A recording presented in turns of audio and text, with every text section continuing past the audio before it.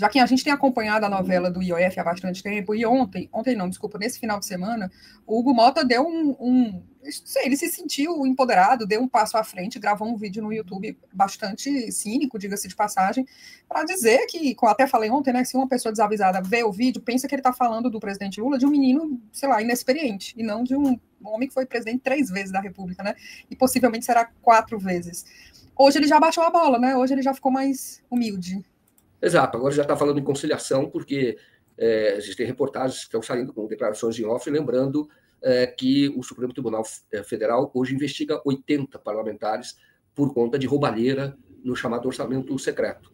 Então, é claro que isso essas investigações elas vão continuar, né? E isso pega o próprio Hugo Motta. Tem emendas dele, empresas para as quais ele destinou emendas, que elas são investigadas desde 2015, né, por corrupção.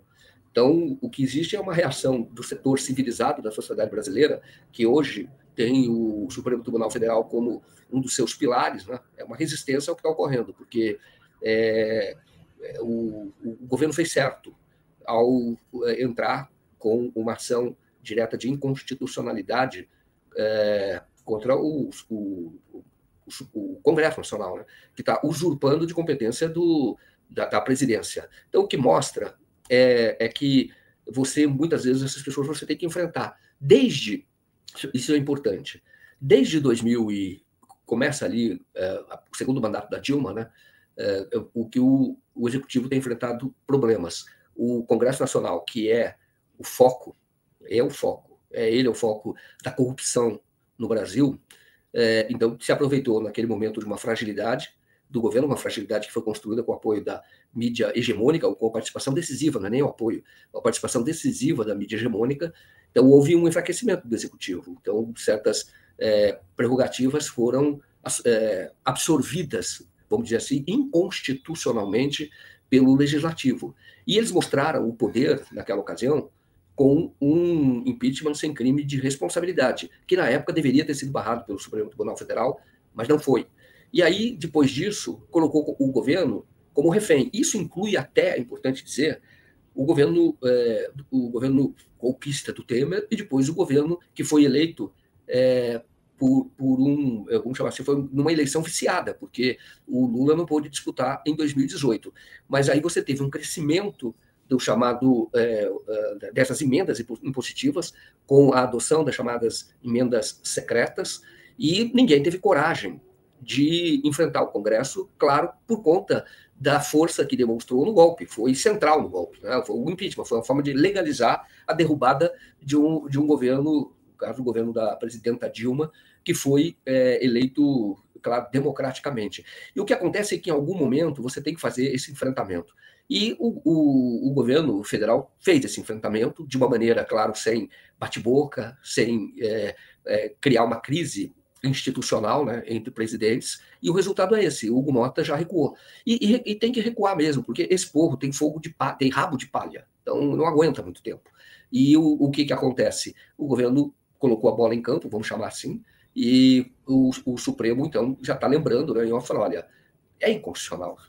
Claro que é inconstitucional. E se o Congresso quiser fazer um enfrentamento, que faça, mas eles têm que lembrar que existem investigações em curso no Congresso, e o próprio Hugo Motta pode parar na cadeia, né? Essa que é a verdade. Então, eu acho que tem que fazer o enfrentamento dessa elite, que é uma elite que não contribui para o desenvolvimento do país. Lembrar que o Hugo Motta, ele estava muito valente, né? Ele teve uma reunião, que foi uma reunião na casa do João Dória, é verdade. Aí, claro, num público que lhe era favorável, né? A elite, foi um encontro da elite. Ele dizendo, não, o Senado e a Câmara estão unidos, não permitirão nenhum tipo de aumento de impostos.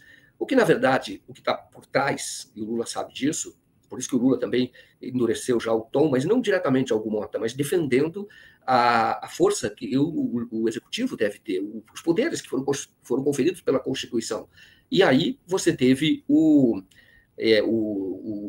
Hugo Motta recuando, né? Então, quando ele foi valente ali junto a essa elite, mas é preciso fazer esse enfrentamento. O governo Lula, até agora, ele tem se demonstrado muito conciliador, mas ele tem que entender que não existe conciliação com essa elite. A Dilma também foi conciliadora, perdeu o governo. É preciso também lembrar que a recuperação da democracia no Brasil, se deveu, em grande parte, à resistência do próprio Lula. A certa altura que ele sabia que não havia conciliação possível, o que queriam era matá-lo politicamente já naquela ocasião. E como naquela ocasião, agora estão tentando matá-lo politicamente de novo, mas como queriam matá-lo politicamente então? Era trancá-lo na cadeia. E aí tentaram oferecer, inclusive, naquele momento, a possibilidade dele ir para casa com uma tornozeleira eletrônica e ter uma prisão domiciliar. Ele não aceitou. E eu me lembro que ele falou isso numa entrevista que eu fiz essa entrevista com ele. E aí fiz a pergunta sobre se ele aceitaria essa proposta. Ele falou, jamais. Eu falei, saio daqui, morro aqui na cadeia, mas não vou aceitar. Porque ele estava lá preso por razões políticas e ele sabia que só sairia por razões políticas. E o que está acontecendo agora? Estou transportando para esse momento. Eles querem matar o governo Lula, essa é a verdade. Eles querem que o Lula tire essa a verdade. O Lula quer que o Lula tire recursos dos programas sociais, porque sabe que isso vai inviabilizar a reeleição dele, vai dificultar enormemente, né?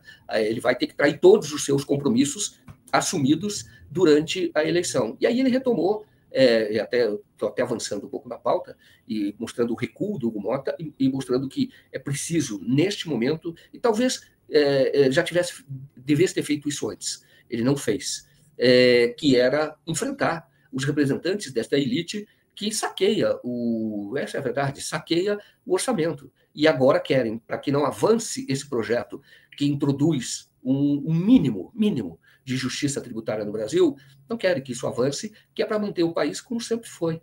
Isto é, fazendo com que os mais pobres paguem pela riqueza dos mais ricos. Essa é a verdade. Isso vem desde a nossa formação, né? Formação econômica, que foi, ela tem na base o trabalho escravo, absolutamente, que gerava a riqueza e por pessoas que não tinham sequer liberdade. Então, o Brasil até hoje não superou essa estrutura, né, de injustiça contra os mais pobres, como se não fossem cidadãos. O Brasil não superou. E agora o que nós estamos assistindo faz parte dessa mesma matriz. Aqueles que se consideram donos da nação, vamos chamar assim, ou que tratam este território como se nem nação fosse, mas fosse um local para que você enriqueça e a população fique cada vez mais pobre.